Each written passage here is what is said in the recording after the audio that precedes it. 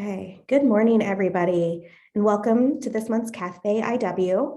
I'm Jordan Marinkovich. I'm the Communications Coordinator for Innovation Works, and I want to thank everybody for joining our Cafe IW on Unwrapping the Mental Health Toolkit, Skills and Strategies for Managing Stressful Times. Today, I'm joined by Kelley Benson, IW's Director of Human Resources and Inclusion, Felicia Savage Friedman, Founder and CEO of YogaRoots On Location, and Mathew Polowitz, co-founder of Equa Health. Before we get right into our panel discussion this morning, there are a number of people on the call who are new to Cafe IW and may not know much about Innovation Works. So quickly, here's who we are. Innovation Works takes Pittsburgh tech companies to the next stage of growth and success with critical seed money, expertise, and relationships. IW is the only fund to focus exclusively on two things: local Pittsburgh tech startups and the earliest pre-seed and seed stage investments. IW's investments are early, take out initial risk, and are geographically focused. Even with these parameters, IW is still one of the country's most active investors. We have 42 contracts in 2021 alone. IW is one of the most impactful sources of funding around. 60% of our founders that we have funded in the past decade are women and or minorities or members of groups traditionally underrepresented in the tech community. Along with investment, IW guides emerging startups in hardware, software, and life science sectors with in-house expertise and access to experienced mentors, early customers, potential investors, and other valuable resources. IW's signature accelerators, AlphaLab, AlphaLab Gear, and now AlphaLab Health programs align with our next stage mission to create continuous flow funding, expertise, and networks our entrepreneurs need to grow. Cafe IW, our Cafe IW program is one of the many types of programming that reach into our community to engage more people in entrepreneurship and company growth and bring expertise that you can use today to improve your business. We're extremely grateful to have some important supporters in this work. Our sponsors make so much of innovations programming and resources available. These sponsors are Buchanan, Ingersoll, and Rooney, providing expert legal advice to companies at every stage of growth. Catalyst Connections, our region's go-to for the help on manufacturing issues and specific needs of manufacturers. And Sisterson & Co., providing expert accounting advice, including many of our IW startups. We're so grateful for our sponsors for their ongoing support. With that, we'll get started with our speakers. Today, our moderator is no stranger to managing stressful times. She is dedicated to providing valuable assistance regarding HR, diversity and inclusion, setting up successful workplace culture, and even more to our portfolio companies. Kelley, we appreciate that you're able to join us today and moderate our discussion. Thank you. So with that being said, thank you so much, Jordan, for that high-level overview and acknowledging our sponsors, and I greatly appreciate that. So with that, let's just jump right in. And I would like to ask our panelists to introduce themselves and tell us a little bit more about your background. Let's start with Felicia.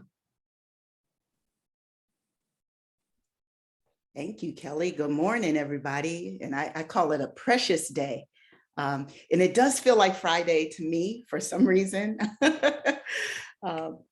So forgive me for my confusion. I am Felicia Savage Friedman. I have been studying Raja Yoga for over 31 years now. My baby will be 31, so it'll be 32 years. I've been teaching and training across the country, specifically with an anti-racist, anti-oppression framework. So my practice is grounded in love, unconditional love, the practice of unconditional love, because it is a practice. And I've built a business primarily in Pittsburgh, which is, I can rep 15219, the Hill District is my birthplace. And I grew up in East Liberty, Lincoln, Leamington, Larmer, 15206. And So building my business there has been just tremendous because it is an interpersonal kind of relationship. And it's steeped in unconditional love. And I have formed a niche of creating and curating spaces so that we can have difficult conversations about oppression and struggle together and still be respectful and humane. I think that's about it for right now. Should I kick it off? Matthew? Thank you so much. Yes, Matthew? Hello, everyone. I'm loving the Friday vibes right now. Let's just go with it. Feels good, right? So I am Mathew Polowitz. I'm co-founder of Equa Health. Equa Health, just a little bit about what I'm doing right now, is a mindfulness coach in your pocket. So, I think we're all familiar with this huge mental health crisis that's going on right now. And I think we're all experiencing a lot of low-grade PTSD due to COVID-19, due to this dispersed world, this isolated world that we're living in. I would say that the prevalence. I'm hearing some background. Oh, thank you, Kelley. I'm hearing some background noise from someone else, actually. Thank you, whoever that was. So, I think the prevalence and severity of depression and anxiety are only projected to keep growing, and a lot of people we know are turning to their phones for help. So Equa was born in the lab at Carnegie Mellon, and our science has really looked at some of the leading meditation apps out there today, and we found that there's this huge churn problem. So people aren't really sticking around, and I think a big portion of that is due to this lack of really meeting people where they are with their needs. And so our vision is to change that and to build better mental health outcomes, really by personalizing the journey of learning mindfulness. And so, I've been working on this company for the past, year and a half with a professor of neuroscience and psychology, and a few others as well. I am calling in from sunny East Liberty, so Felicia, your old stomping grounds. I'm really excited to share a bit more about myself and to learn more about Felicia and her philosophy going into helping people. Thank you both. That's a great segue, Mathew, to really tell us about your personal journey with mindfulness and stress management. Can you share a little bit more with us? And Felicia, I'm going to ask you the same question. Yeah, sure. Where do I start? I kind of grew up in this very spiritual world. It's kind of funny. So I tell people that like mindfulness and meditation led me to get my M.B.A, but it's true, because I've been exposed to it for so long. I was fortunate enough to have a godmother who is a medium and a psychic and introduced me to Buddhism very young. And I think that was kind of like the hook for me. And I was just intrigued by like the magic and the ritual of it. And so that was sort of like my pathway in at a very young age. But I didn't really start meditating until late in high school. I would say that like starting in 7th grade, I started experiencing what I now realize is depression. And it's, something that has always kind of been a constant in my life. And I just, got to the point where I had these goals, and I wanted to go out and do things. I wanted to experience the world, and I wanted to help others and achieve things and just grow. And I felt like this thing was kind of always there and holding me down. By my good fortune of having this close, family member who could teach me some skills, I started meditating, and it really helped. And then I started exploring, different types of meditation, and, whether it was like Zen meditation or Tibetan Buddhist meditation. I found myself at one point in Israel studying Kabbalah and Jewish meditation. And so, there was kind of this like, pulling from all of these different areas and starting to incorporate it into my own relationship with myself and how I was approaching my mental health. And mix that in with some, real poignant therapy sessions. And that kind of got me to where I am today. But I would say that that's really, what led me to want to do something like this, right? To start a company that's really focused on meditation. I always kind of knew I wanted to incorporate it into my career somehow, just because I've seen how it helped me and I've seen how it helped others. And I think just, helping people see that as an option is something that I really value. And so that's what brought me here. Thank you so much for sharing that with us, Mathew. And for you, Felicia? Yes, thank you, Mathew. You were taking me back. And this is a great question. I could spend, actually, I'm writing a book on my path, but the short story is, I remember communing with nature as a teenager, and it really being a solace, like a respite. Like the blue spruces that grew in my backyard were a place of a lot of spiritual understandings. And then couple that with me going to Sacred Heart High School, and I'm a rep class of 1981, that it was all girls in Catholic high school in East Liberty Shady Side area. And I had my first religion class, and it was a world religion class. And it was my first exposure to world religions. So Hinduism, Buddhism, Confucianism, Taoism. I grew up Baptist. So I was really familiar, like I sang in the choir. And I've always known about the spiritual realm. And I didn't subscribe to a more constricted understanding that I was brought up with. And this is my perception. So taking that world religions class and studying Hinduism, and it really resonated with me. It was quite a surprise for my family. But, after studying Hinduism for 6 years with a private teacher in Pittsburgh, it showed me the path of Raja Yoga and it was so personal. It really helped me, very somewhat similar to you, Mathew, in as much it helped me with my own personal development. I was managing a divorce at that time, and it was magic, Mathew, I would say, for me, because it saved me from saving myself. It showed me that I had agency, even when things seemed to be out of control or very chaotic.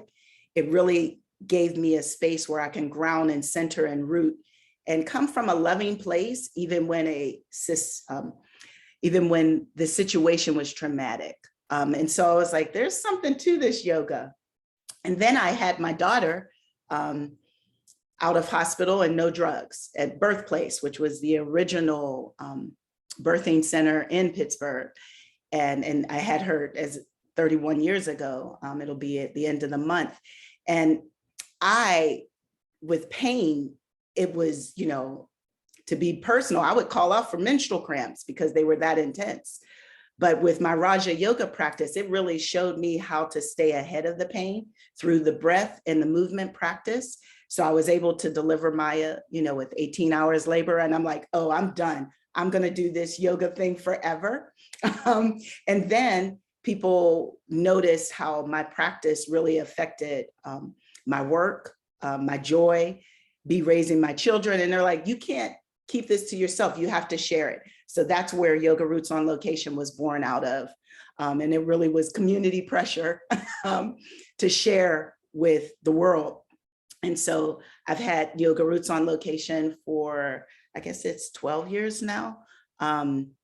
And we've run 4 flights of yoga teacher training. So sharing the curriculum that I developed. I'm an elementary school teacher. I have a master's in elementary ed. So I'm a teacher forever. I homeschooled my kids.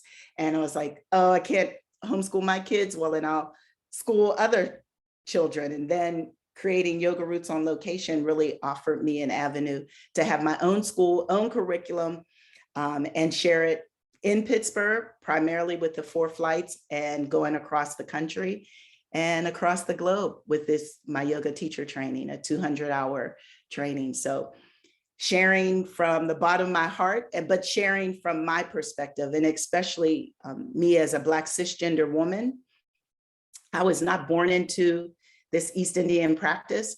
So, co-optation is always something that I navigate. And so that's why I had to integrate the anti-racist, anti-oppression framework along with the Raja Yoga practice, because that's how I can lead with who I am authentically and my practice, to continue to help other people to find their most powerful selves, as well as live a more humane life.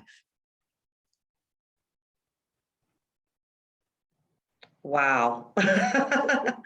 Thank you both for sharing that. I just want to make a clarification too for our audience who may not, Felicia, understand YogaRoots On Location. When I heard yoga, and I met with you the first time, I thought we were going to do the traditional yoga routine. So can you share with us a little bit deeper about what YogaRoots On Location does? Yes. So thank you, Kelley, because it's funny. I'm asked to do professional development or speaking engagements often. And that's what I find is I had the assumption that people understood yoga, but I see, oftentimes folks don't, and through no fault of their own.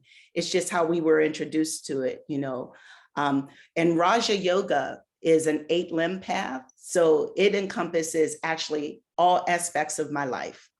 So how I'm disciplined, how I fall short, how I forgive myself. And I'll go through the 8 limbs. So there's 5 moral restraints, and so nonviolence, truthfulness, non-stealing, non-possessiveness. So some of those kinds of, and these are universal concepts. So it's not just, it's not a religion, but it's a way of life. And so I have Christian folks, Jewish folk, agnostics, all in my class, because these are universal concepts, even though they are coming out of a religious kind of space. It depends on how the practitioner or the teacher teaches it. And so for me, it's really important to be able to be more inclusive. And so that's why I really resonate with the 8-limb path. So it's even how I eat, what kind of foods I eat, when I eat, how I handle relationships with strangers, how I handle relationships, in a loving way. And it holds me to these standards of living that have been really profound for me, as well as me being able to share that with other folks. So the 8-limb path, and I could go into all of them, but it really takes up more time. So it's breath as well as movement. And that's what yoga has been more commonly perceived here in the West, but it's much more of a mental discipline. I would say 90% of my practice is a mental discipline, and the other 10% is the breath and movement, and being very conscientious about that. But it's how we move in the world. To give Thank you. Yes. Thank you so much, Mathew. And I'm going to come back to you, Felicia, to get your opinion on this. And it has to do with mindfulness. Okay, so talk about the importance of mindfulness, Mathew, because what you shared with us was so insightful that you could recognize that you were experiencing something and needed assistance. So can you share with us about the importance of mindfulness? Yeah, I'd be happy to. I mean, I think, I don't know, mindfulness is kind of like becoming like a stale word, to be honest, but I think it like what's really interesting about it is it's like, it's this concept. I don't know if anyone's familiar with Julian Remond, The Awakened Mind. He kind of talks about it as this idea of like remembering where you are, to come back into congruence with your experience with the people around you, so that you can participate in it or be a member of it. And I think that's like one of the things that I realized that I was missing out on, was what was going on around me. And then I would get into this spiral where it was like I was in my head, I was having these anxious or depressive thoughts, and that was taking me out of the moment. And then I was projecting things onto the moment, and then that was taking me further out of the moment. And then I was saying, oh, I'm missing out on the moment, and that's taking me even further. And so that's where the spiral comes in, right? And I just got sick of it. I don't know. I mean, that like after a while, it just became so painful and so difficult, having these thoughts that I was like, man, this isn't sustainable. Like I don't think that I can keep going under this context of living and relating to the world around me. And you know, I think in the back of my mind, I always realized like there's more to our minds that we're not activating or that we're not tapping into. And I think, Felicia, like what you're talking about with like, you know, so much of the yoga practice is mental. My mother's a yoga instructor. So is my aunt. So I kind of grew up with yoga as well. And, you know, it's even as an athlete, right? Like so much of it it's mental, right? Like so much of it is mental. And I think, you know, if you take Equa is short for the term equanimity. Equanimity really means, like, Felicia's smiling, it really means, for those of you who aren't familiar with the word, it's kind of a weird word. It's your ability to respond to adversity with a sense of calmness instead of reacting to it and letting it affect you. And you know, like that's what that mental resilience is, right? It's an element of equanimity and the skill, and that's what I started to learn. Like the irony of meditation is that, and I think, you know, Headspace and Calm, like they've done a really good job of making meditation like a household concept, right? And I think it's really good for a lot of things. One of the things that I think they're falling short on is this idea that, like, you know, it's meant to be done alone, number one, and you don't really need like more support than that.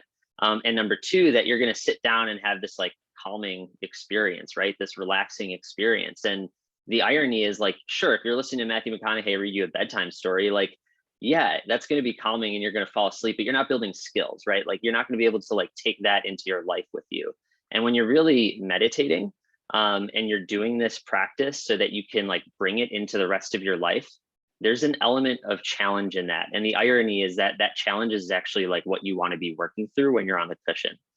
Just like in yoga, right? Like you're experiencing these challenging inputs, and you're teaching your brain how to respond to them and how to maneuver through them, instead of having them like affect you, and then you just pick up your phone and look at Instagram because it's like a pleasant experience that takes you away from that pain, right?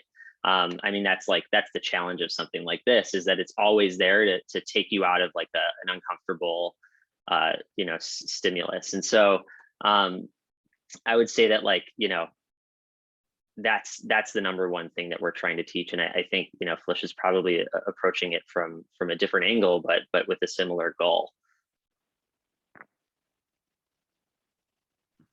You're right about that, Matthew. Yes. Go ahead, Kelley. I was going to say, and can you share with us the importance of mindfulness from your perspective? Woo. If, you know, and I agree, I agree with Matthew that, you know, it's funny to see, you know, I'm 58, so I've been able to see yoga go, you know, and mindfulness go for more cultish kind of spaces here in America to it being more mainstream. And this has been interesting, you know, to watch. And for me, even the word mindfulness is probably overused in as much as, but not as well practiced. So it's spoken about a lot, but, you know, for me, it's really about the practice. And I'm so glad, you know, with your company, Matthew, more people will be able to experience, and it'll make it accessible. Because a lot of folks have thought that it's not accessible because of all the parameters around it. I have called my practice now more of a thoughtful practice, you know, just being, you know, not being blown by the wind, not being blown by my senses, or, you know, but being able to have that equanimity. And yes, Matthew, I love that's where your name has come from. That evenness it's so powerful. And I've tested it in my own life, so I see it works. When we're reactive, things usually don't go well, but if you could take a pause, then respond, we go to those higher levels of cognitive functioning. And then you can even be more strategic. For a living, I talk about oppression, so specifically racism, capitalism, patriarchy, sexism. And those are really sad kind of spaces to have to earn a living in. But the way that I really have been able to ground and center myself is in my joy practice. So I'm being thoughtful, I'm being mindful that, yes, I have this hard work to do, this very vulnerable and intimate work to do. But when you ground your practice in an unconditional love practice, so it means that I'm showing up fully as myself and as full of love as possible for myself, as well as the community that I'm in. And it's a practice that's really kept me balanced. Mathew, I hear you, in as much as this is hard work, living this life of, and we're all oppressed, understanding that, and there's different levels of access, but we're all oppressed. So recognizing that there's a struggle for all of us, be it seen or unseen.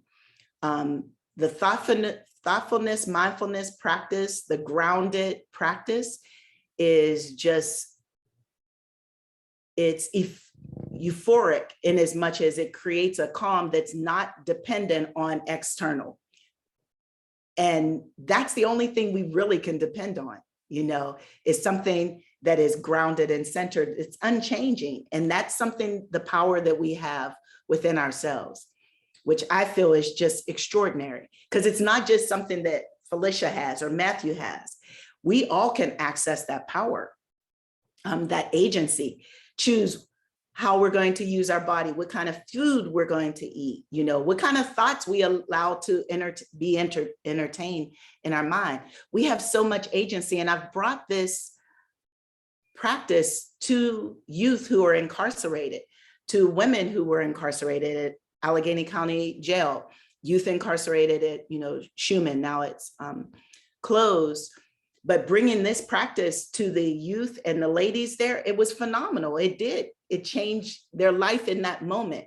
Yes, they were surrounded by those cement walls, but we still have agency over ourselves. And what better gift to give permission to folks who are constricted in their movement, in their freedom, in their liberties, and to be able to set them free in that space. For me, that's revolutionary, and beyond revolutionary, it's evolutionary. Like, these spaces don't confine us. We define us. Thank you. So now I'm going to ask about the secret sauce, right? From both of you. And Mathew, I want you to take this first. What are the skills that you found to be most effective in stressful situations? Oh man, that's not an easy one. I mean, I think that honestly, the biggest thing for me is like the knowledge that like, you don't necessarily like rise to the level of your expectations. It's more you fall to the level of your training. And what I mean by that is like, it's the little things, the small changes layered on top of each other that create the really meaningful results. And like, I'll be the first to say, I have a lot of layering to do. So, there's a long way to go. But I think like, I think when you approach starting a new practice or going deeper, like, when you ask yourself the why, it tends to be this, it's like outcome focused. And you're really looking at like, okay, what do I want to be, or what outcome do I want? Like, I'm going to go lose 40 pounds, right? So like, that's the outcome. The process is like, now I'm going to go to the gym every day and I have to run like this amount of miles, and I have to count calories or whatever so that I can get to that outcome. But I think like what really tends to work for me is actually thinking about like my identity. And so this is actually, I'm taking a lot of this I've from James Clear, if you're familiar with Atomic Habits. Like the question, I kind of read this as like, how do you form habits, right? Like, how do you sort of like get into the process of like, you know, becoming who you want to be? And I think, you know, for me, it's a lot of identity change. So it's sort of like a different category of like, I am someone who works out every day, or I am someone who meditates every day or doesn't skip a training. And knowing that like, if I run every day, I will lose that weight, you know, or if I meditate every day, I will become like a more present human, you know, I will become a better friend or a better son or a better brother or partner or whatever. And so I kind of fall back on that. So I think it's like, for me, it's a lot of like reframing. I think the example that James Clear gives is like, you know, someone offers you a cigarette, and if you're trying to quit, it's like, you can say one of two things. You can say, I'm not a smoker, or you can say, no, thanks, I'm trying to quit. And they both denied the cigarette in that moment, right? But for one person, it's like, no, you're not a smoker. So that habit of not smoking is becoming part of your identity. Whereas I'm trying to quit is more like, I'm not quite there yet, I'm working on it. Like I might end up smoking at another point. And like, that's the mental shift that happens for me when I'm, you know, when I'm thinking about this. But like a really hard usable tactic in the moment, there's a breath I often teach people like first. I call it like the relaxing breath, and it's you breathe in for a count of 4, hold for a count of 7, and breathe out for a count of 8. And this is like a breath that's been proven to really like reduce anxiety. A lot of it has to do with like your sympathetic nervous system. You're in stress mode. That's like fight or flight, right? So cortisol is like nature's built-in alarm system. It's like a bear is chasing you or whatever. Like maybe you're about to like do a talk and stand up in front of people or whatever, and you're nervous. This breath really helps activate the body's parasympathetic nervous system, which is like its natural resting state. So a really hard tactic when you're like in a moment where you're feeling flustered is like breathe in for a count of 4, hold it for a count of 7, and then exhale for a count of 8. And just repeat that a few times and you will naturally start to relax. Thank you. Felicia? Oh my goodness, Matthew, I'm listening to you and I'm being present to the question. And there's so much, like I'm thinking first, how, let's see, joy, those things that give you joy, like really, those not being optional, you know, like on a daily journey, asking folks, you know, what have you done for fun? What gives you life? What makes you smile? You know, so having folks really reflect on that and practicing that daily myself. And the way that I do that is even in my schedule. What gives me so much joy is not having a schedule that's back to back to back. Being able to have a moment to breathe, a moment to stand outside, you know, 15, 20, 30 minutes in between meetings or even trainings. So that gives me a lot of joy to be able to have some ease of transitioning, that it's not hurried. So scheduling is a big one for me. Movement, I'm body kinesthetic, so I love to move my body like hula hoop, something really easy, you know. As with Mathew, I practice a lot of breathing techniques, but probably the most simple is very similar to what Mathew just shared. You know, I ask folks to, you know, as well as in my own practice, just take a pause. When there's stuff going on that's really seeming to be out of control, just giving myself time to just pause in that moment, you know, not answering the email immediately, you know, when I have an emotional response, you know, so really recognizing when I'm stressed and checking in with my body and noticing where am I feeling stress in my body, and really on purpose sending that part of my body, energy or breath. Also, another I put down is rest. So really scheduling rest in more often on purpose. So just like with us scheduling work, scheduling rest, and it's not optional. Like, I can't not meet the date that I have with myself to rest. Another, aromatherapy. I'm an integrative yoga instructor. So I'm trained in several modalities. So aromatherapy, nutritional support. I love to cook, as another way of really, cutting up vegetables and fruits, and taking my time and not multitasking as I eat. So being single-minded and focused. Those are ways that I really nurture myself so that when those stressful times come, I, like Mathew, have already had a practice that's what my habit's going to be. Mhm. You can't choose to do it right at that moment. It's not a habit then, right? Because then you have to have a whole lot of force, that lot of energy to shift that. So having a habit, a daily habit of practicing rest and fun and joy, so that when those stressful times come, that's where I'm going to go to.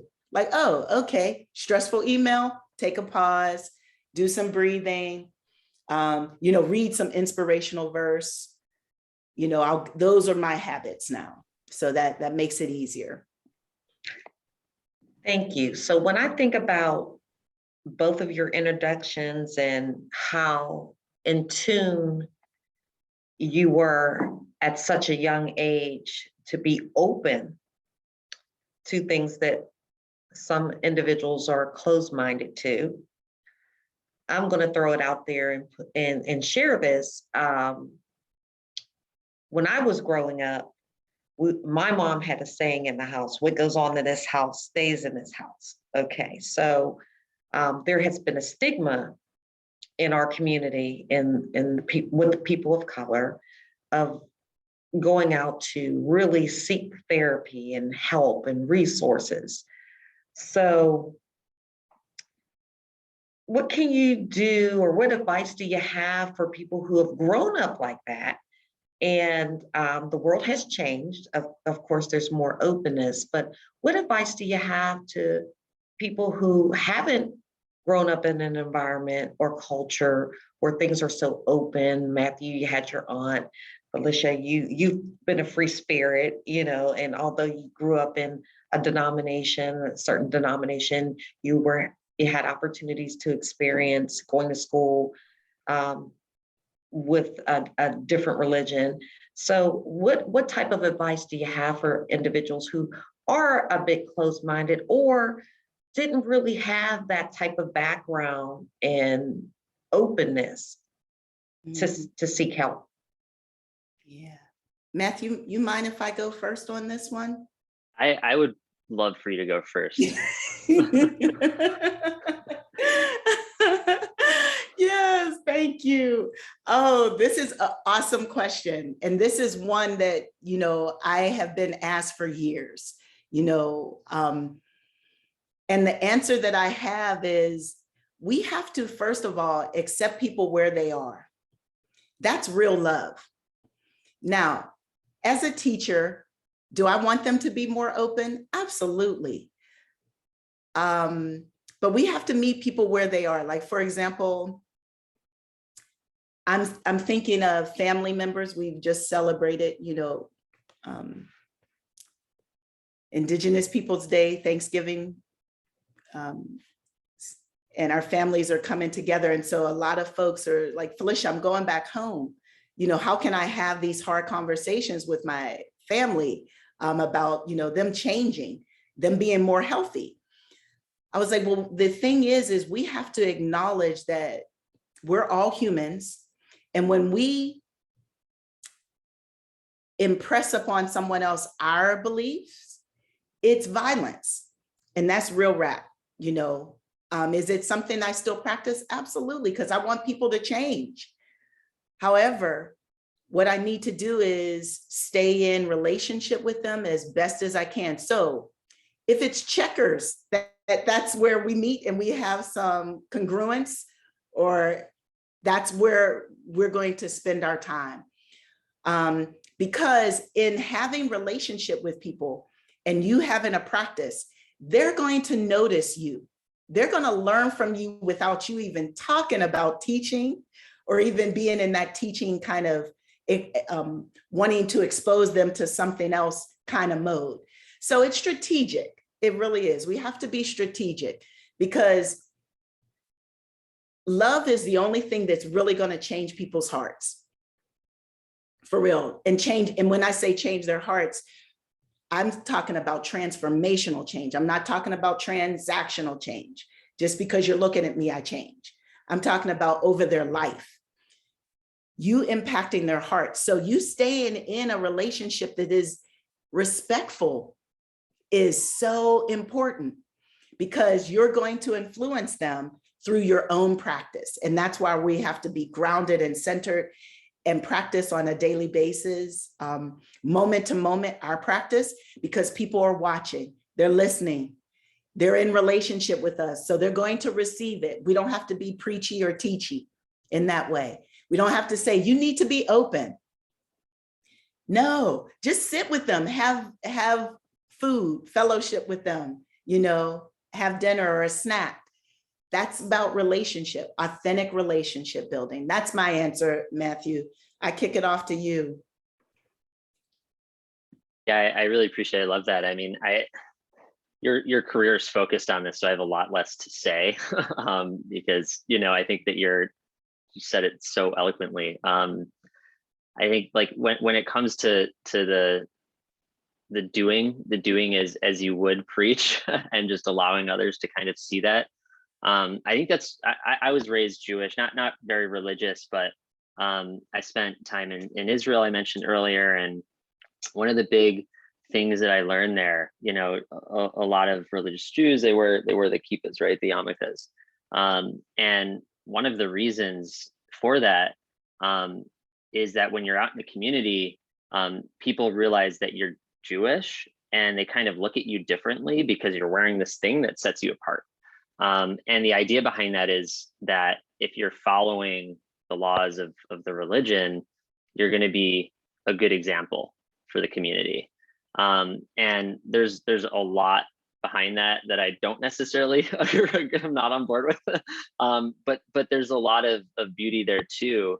And that what I've taken away from that is this idea of like, live what you believe and don't tell it to people because it's gonna seep in so much more meaningfully than saying, oh, you should do this. It's the difference between like, you should like exercise more or like we should take a walk together, how are you gonna respond? It's like, which one are you gonna respond to?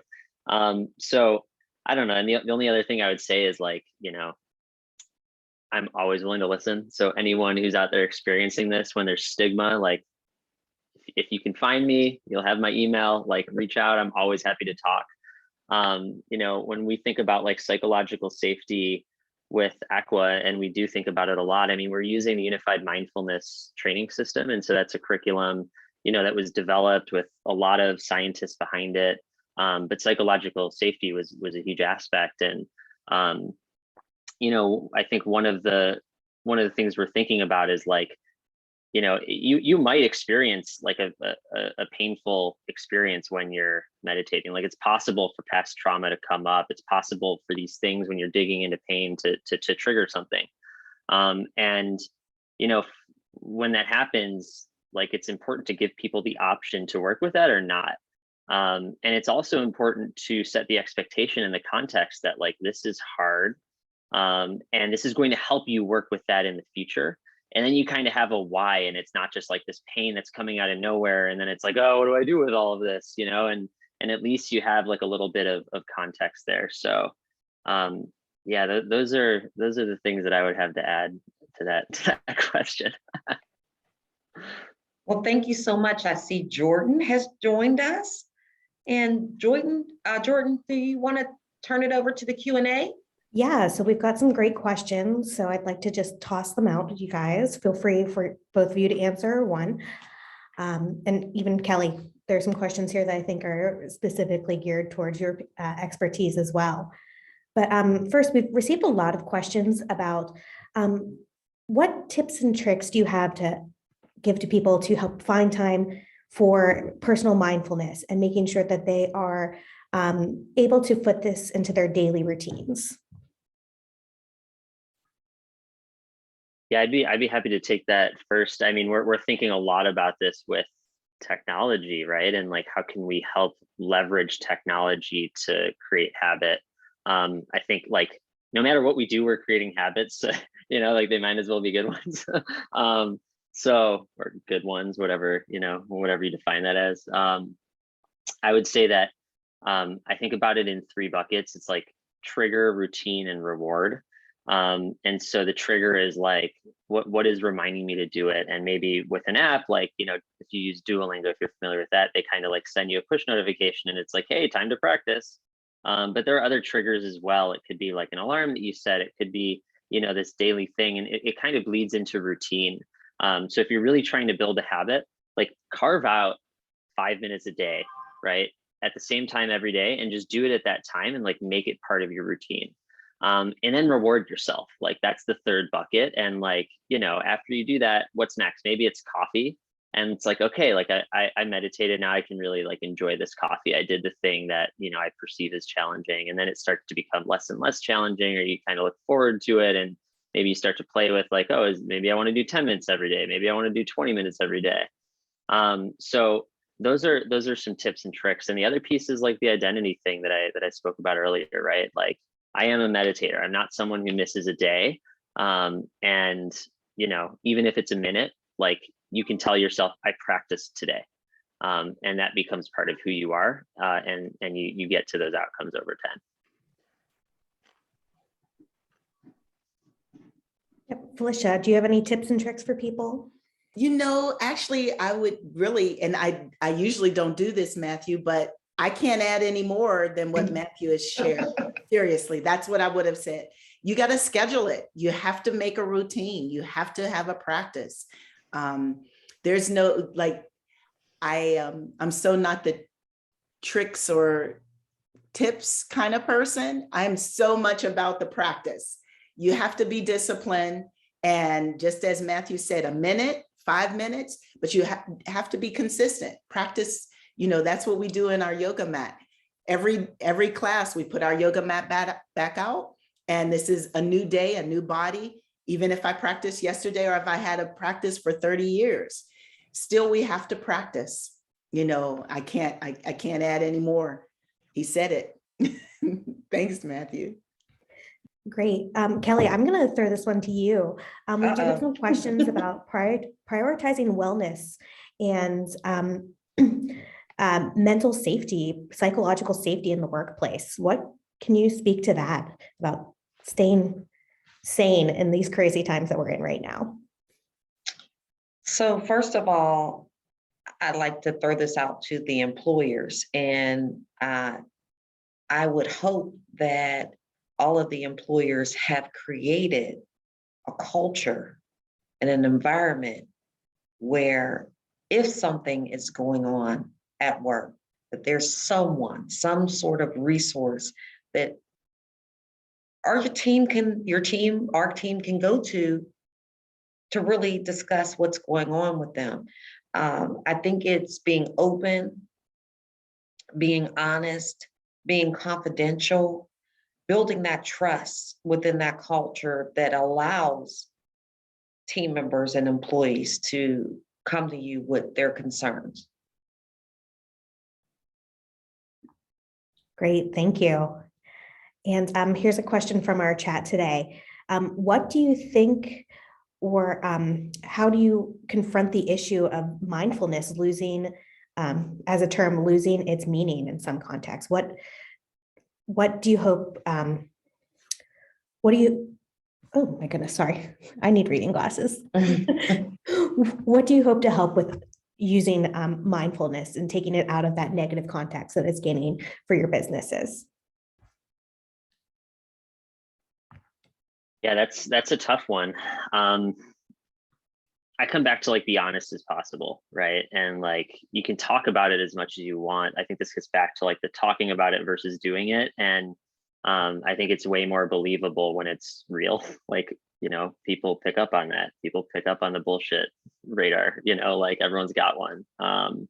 And, you know, maybe some people listen to it less than others, but like we all realize when it's like, oh, this is kind of just fluff. And I think like, you know, for us, we lead with the science. Like that is, you know, we lead with what we, you know, have seen in placebo-controlled trials to produce outcomes.